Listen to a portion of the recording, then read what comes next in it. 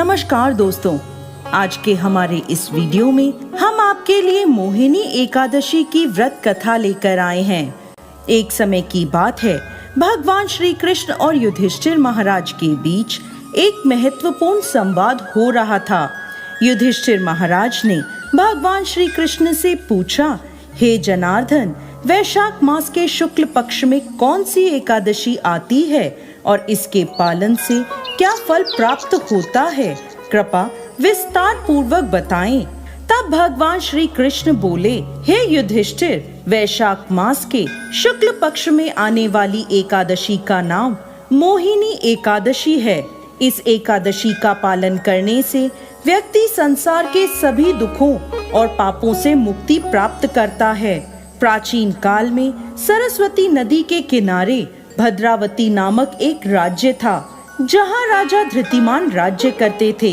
उनके राज्य में एक धनपाल नाम का वैष्णव रहता था, जो भगवान श्री हरि विष्णु का परम भक्त था। दान पुण्य आदि के कार्यों में वह सदा लगा रहता था।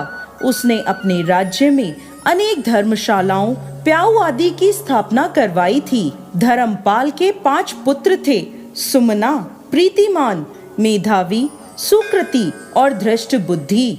उनका 5वां पुत्र अपने नाम के अनुसार अत्यंत दुराचारी था। मदिरापान, मांस भक्षण आदि करता था। पाप कर्मों में वह सदा लगा रहता था। एक दिन उसके पिता ने उसे एक वेश्या के साथ देख लिया।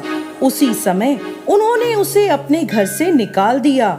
अब धृष्ट बुद्धि ने अपने नगर में चोरी आदि करना शुरू कर दिया। पकड़े जाने पर वह जंगलों की ओर भाग गया।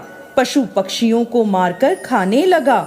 एक दिन भूख प्यास से पीड़ित होकर खाने की तलाश में वह घूमता हुआ पुंडिर ऋषि के आश्रम में पहुंच गया। उस समय वैशाख मास चल रहा था। मुनिवर गंगा स्नान करके वापस आ रहे थे। उनके भीगे हुए वस्त्रों के छींटे धृष्ट बुद्धि पर पड़े, जिससे उसे सद्बुद्धि की प्राप्ति हुई। वह मुनि के आगे हाथ जोड़कर खड़ा हो गया और बोला, हे मुनिवर, मैंने अपने जीवन में बहुत पाप किए हैं। आप मुझे इन पापों से छुटकारा पाने का कोई उपाय बताएं।